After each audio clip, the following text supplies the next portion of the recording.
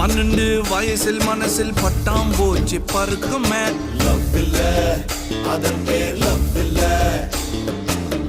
கண்ணை பார்த்து பேச சொல்ல கழுத்துக்கு கீழ் பார்க்குமே. லவ் இல்ல, அதன் பேர் லவ் இல்ல. கீஞ்ச பாயில் கவுந்து படுக்கும் போது உன் கனவிலே கிளியோபட்ரா வந்தா லவ் இல்ல.